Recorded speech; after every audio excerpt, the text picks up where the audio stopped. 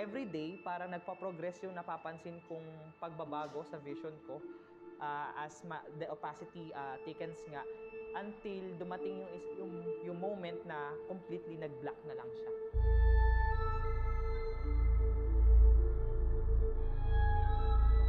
How it started. Okay. So actually, alam naman ng mga students ko, they are really aware about my condition. Sinasabi ko sa kanila that I am a proud person with disability. Yun naman talaga yung tawag natin dito in society, sa mga taong katulad namin. Maybe you might not notice my condition because at the moment I'm wearing prosthetics, kaya hindi nanonotice yun ng mga estudyante. And of course, siya na rin yung way ko para ma-build yung confidence ko sa pagtuturo. Kasi takot ako dahil baka matakot din yung estudyante pag nakikita yung aking physical condition. So it started when I was 4 years old. I met an accident. My brother accidentally threw a toy sword. Yes, oo. While we are playing. And then actually, hindi naman niya sinasadya eh. And then, parang that toy sword flew.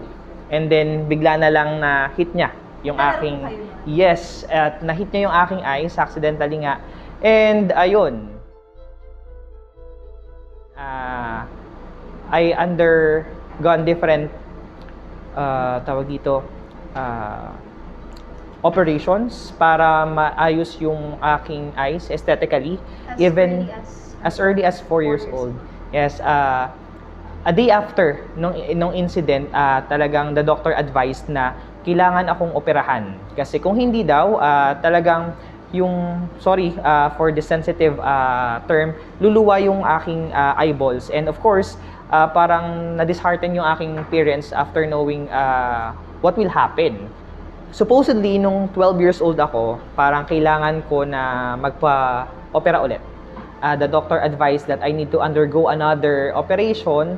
However, that time, nagkaroon na ng problema yung parents ko and then they split together.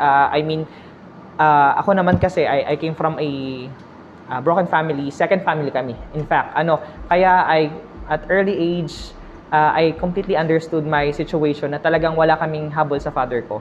So, nangyari, instead of ako nga ay magkaroon pa ng another operation for my eye, hindi siya natuloy. And another procedure, dapat yung mangyayari nung ako ay 18 years old. During that time, I was, graduating student ako sa college nung 18 years old ako. At 18. And then, parang ako ay napapaisip, magpapa-opera ba ako or hindi? Kasi, i-prioritize ko na lang ba yung aking finances para sa education? Doon ko na lang ba siya i-allocate or para sa sarili ko muna? Of course, wala naman ako kasing napapansin na something weird pa doon sa aking eyeball. Kaya parang normal lang. mukha pa siyang normal. Aesthetically, parang normal pa ako. Kahit Tignan. sa site niyo po. Actually, sa site talaga hindi na. Bali, ang nangyari ay aesthetically okay siya, pero yung eyesight ko wala na. To give you perspective of what I can see that time, parang, let's say for example, kapag meron tayong mga sensitive na parts na kailangang na ipepresent sa TV, parang censored siya. Parang ganun kalabo, to give you perspective. Yes, it's very blurry. You can identify that there's an object behind that. However, hindi mo ma-identify kung ano yung object doon. Kita mo yung color, pero hindi mo makita talaga kung ano siya. Something like that. Ayun na nga. So, it started na nung after graduation ko, when I turned, 18 years old ako, nung nag-decide ako na hindi na ulit muna magpa-opera. Hanggang dumating yung time na gently ay nagpaparamdam na nagkakaroon siya ng, hindi ko alam kung makukuha to ng viewers natin, tumataas yung opacity ng aking vision. So, kumbaga kung bibigyan natin sila ng analogy, parang yung sa wax ng kandila, clear pa kapag mainit siya, pero as it hardens, nagiging opaque na siya. Every day, parang nagpa-progress yung napapansin kong pagbabago sa vision ko as the opacity thickens nga until dumating yung moment na completely nag-black na lang siya.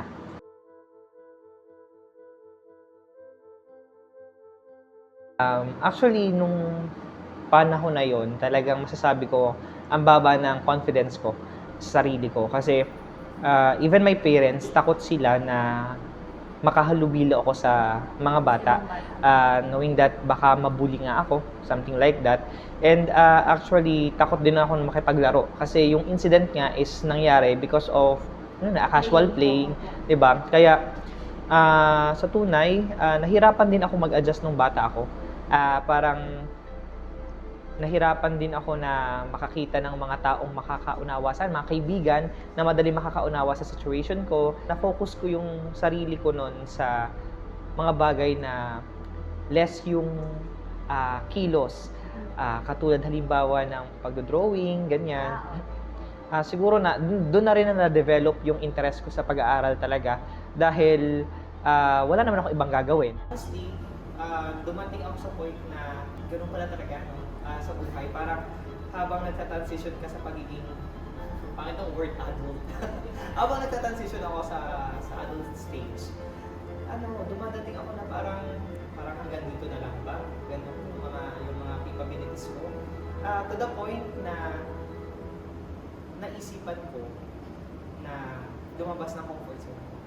Ito yung panahon na ako ay nakita ng mga estudyante ko at mga kaibigan ko na nagka-hike. Kasi actually, tinatanong ko yung sarili ko, kaya ko ba? Kaya ko pa ba yung mga ganong extreme activities? Then, I can still remember the time when my friend, I actually asked her, sabi ko, samahan mo ako tayo mag-hike. And then, nung naroon na kami sa terminal, sabi niya sa akin, iwanan kita kasi hindi ka makakalabas ng comfort zone mo kapag may tao kang kakilala. And then, pumunta ako doon sa meeting point namin, pumunta doon sa joiner, and then nakilala ko yung iba-ibang tao. They have no idea na ako ay blind, yung left eye ko ay blind. And then, hindi ko siya sinasabi intentionally kasi gusto ko lang din ma-challenge yung self ko to do those activities. Sabi ko, baka naman hindi ko talaga kaya, ambitious lang talaga ako. Pero, ayun, na-enjoy ko siya, nakaya ko siya, and natuwa ako nung nalaman din ng mga kasamahan ko sa hiking na ganito yung condition ko, and yet na-manage ko na ma-survive yung first ever major hike ko sa Mount Arayat. Dun po sir, yung sa naging experience niyo po, paano po siya naka-help na mas mag-build up, mag-boost Yeah. po yung self-confidence? Nung nagawa ko siya, syempre, fulfilling.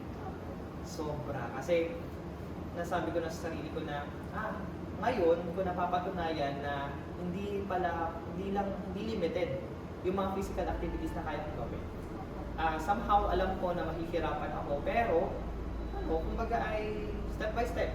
Katulad ng pag-akyat nga ng bundok, naging sobrang para sa akin ay meaningful nung naging journey ko doon. Kasi that made me realize na kung talagang gugustuhin mo, kung talagang magsusumikap ka, talagang magiging matapang ka, na gawin yung mga bagay na never mo pa nagagawa because of your condition, ay kakayanin mo naman.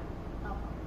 Kung makakaharap niyo po sa salamin ngayon yung 4-year-old self niyo po, hindi naman sir, siya, Okay. don't need to be emotional po. Yeah. Ano po yung siguro masasabi niyo sa kanya na ito na yung situation, paano niya po i-handle? Nahihiya ako bigla.